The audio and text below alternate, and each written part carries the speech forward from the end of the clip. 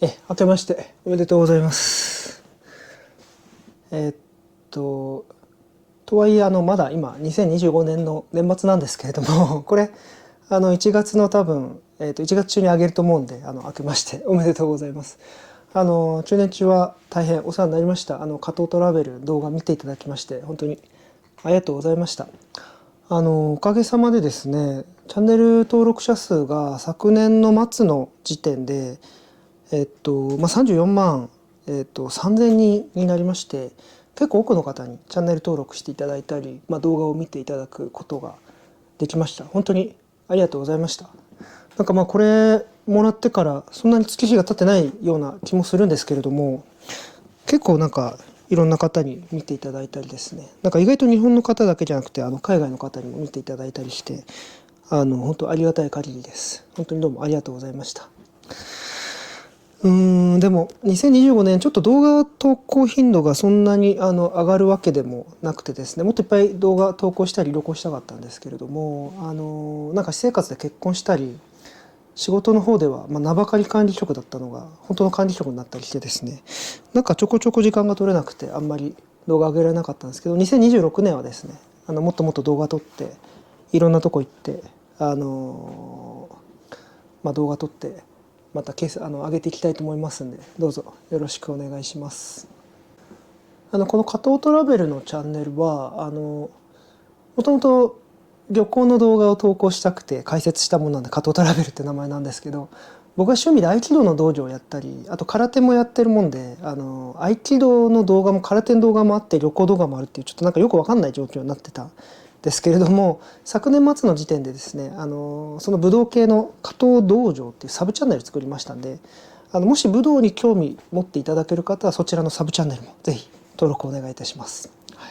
せっかくなので2025年末までの時点でこの加藤トラベルの動画の中で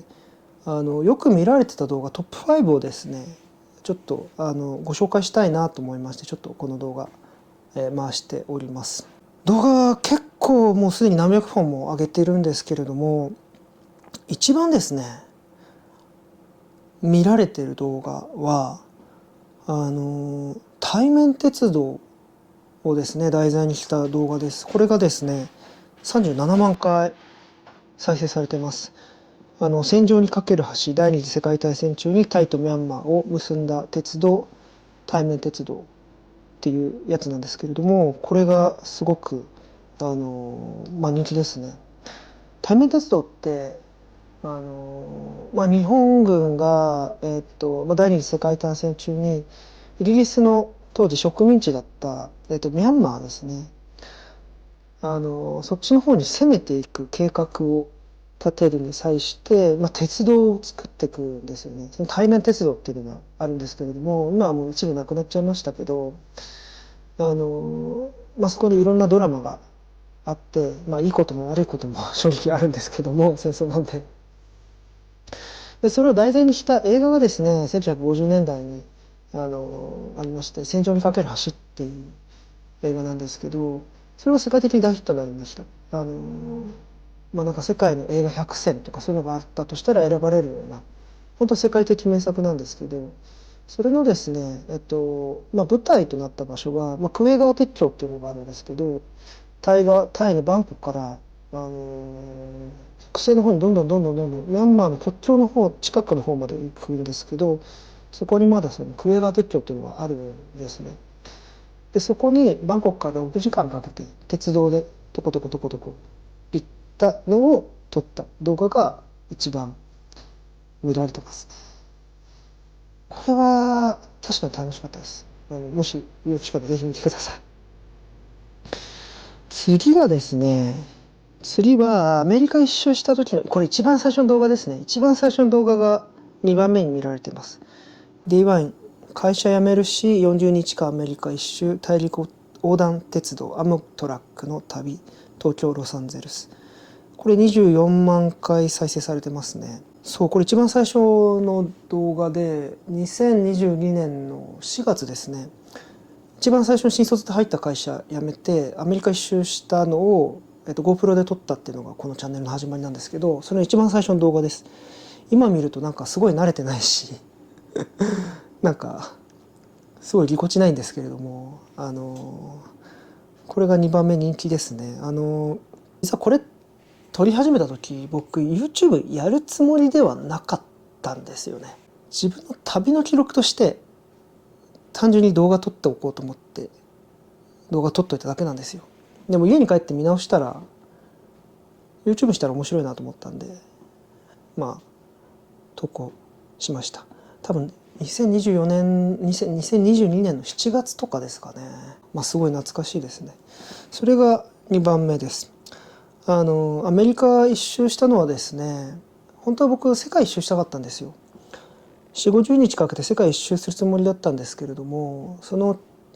出発する数ヶ月前にウクライナとロシアの戦争が始まっちゃいまして、シベリア鉄道使えないなと。このタイミングでなんか戦争始まったのに日本人がのこのこシベリア鉄道でロシアを横断してて、それで捕まったりしたらシャレにならないなと思いまして世界情勢もどうなるか分かんなかったんで、ちょっと世界一周したかったけどやめようと。鉄道で世界一周したかったんですよ。だからそうするとシベリア鉄道を使わなきゃ難しいんでやりたかったんですけど、ちょっと諦めてどうしようかなと思って、僕は留学してたこともあるって、愛着のあるアメリカ、これをですね鉄道で一周するっていう計画に変えたんですね。それの初日が2番目の人気ですね。3番目に人気だったのは、18万回再生されています。10万人登録銀の盾記念、鉄道でアメリカ一周したらいくら費用がかかったか解説しますですね。これもらった時に、これ開封しながら、撮った動画ですね懐かしいですね。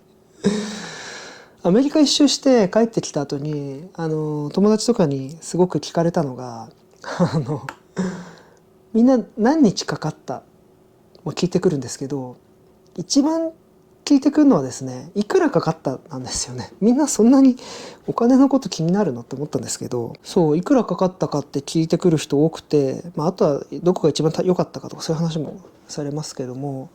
なんでそのアメリカ一周でかかった費用を結構細かく説明した動画です。当時まだドル円って135円ぐらいだったかな。今はドル円ってもう160円ぐらいなんで、ちょっと 20% ぐらい変わっちゃってるかもしれないですし、アメリカ一周したのが、2022年か。この3年間でねインフレもかなりすごいですから、もっと高くなっちゃってるかもしれないですけど、アメリカ一周したらどんぐらい費用がかかるかっていうのを解説してますんで、もし興味がありましたら是非見てみてください。これが3番目ですね。はい、これ中国を横断した時の動画ですね。北京からチベットのラサまで鉄道で行ったんですけど、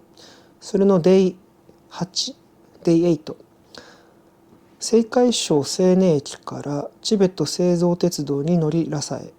中国横断北京チベット製造鉄道の旅、これが15万回再生されてますね。青海省の西寧っていう駅がありまして、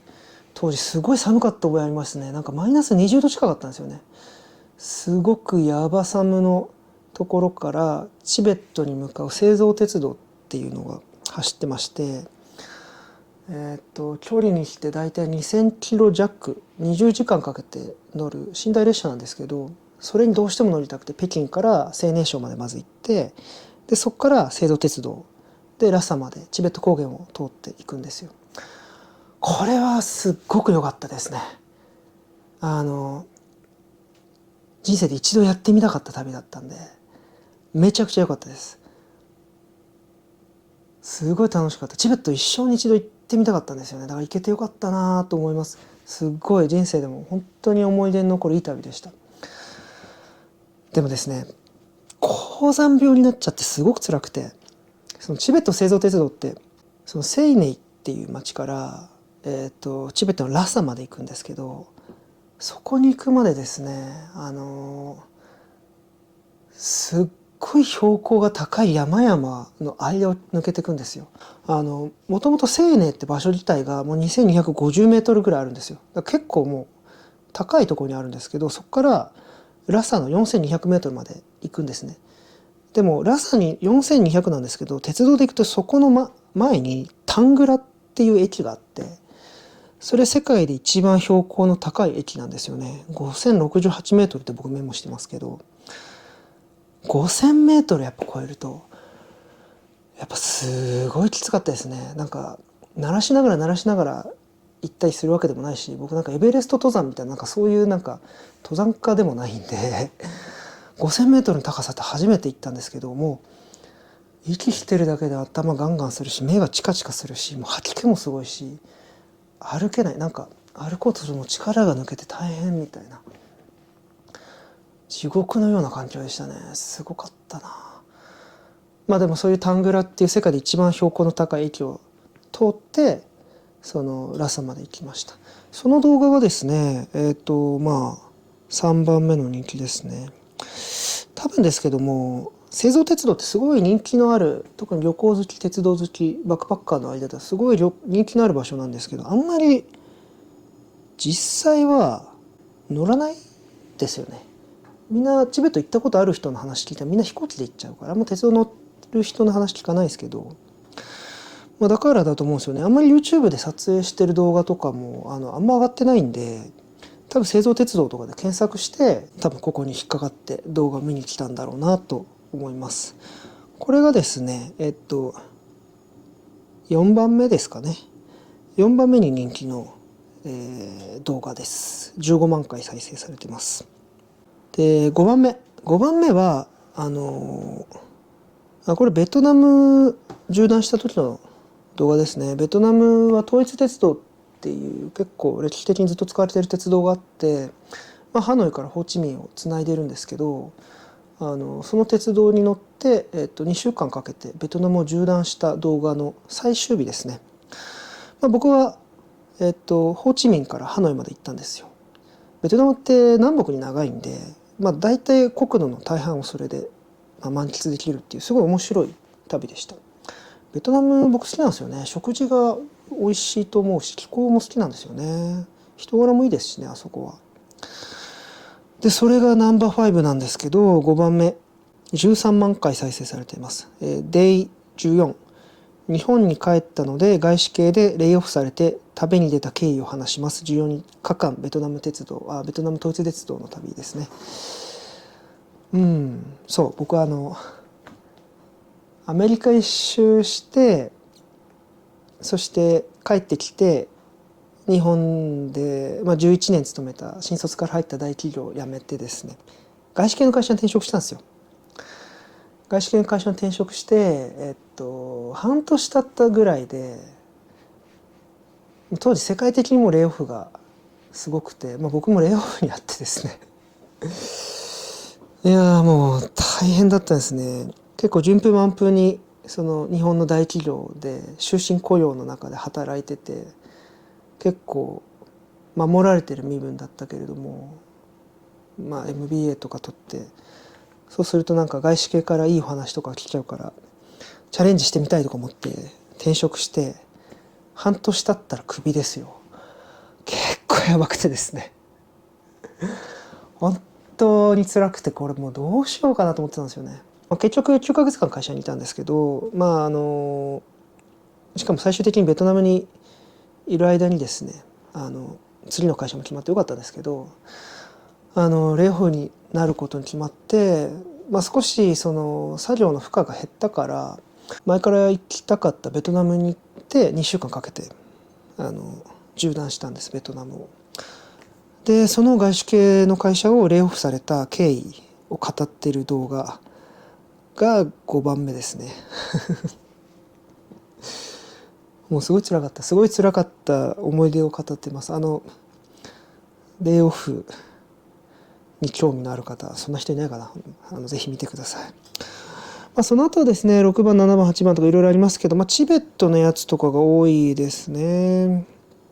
あとは6、7、8、9番。これちょっと前に出したやつですけど、大阪万博新婚旅行に行ってきました。予約なしとかも人気ですね。その次とかは、そのベトナム縦断統一鉄道の旅の1日目のやつとかも結構見ていただいてますね。まあそんな感じです。動画へのリンクを概要欄に載せておきますので、もしお時間ありましたらぜひ見てみてください。よろしくお願いします。2026年もですね、いろんなところに旅して、いろんな動画上げたいと思ってますし、趣味でやってる道場の方もサブチャンネルの方動画どんどん載せていきますんで、ぜひぜひ今後とも加藤トラベルを、あと加藤道場をよろしくお願いします。じゃあどうぞ今年もよろしくお願いします。失礼します。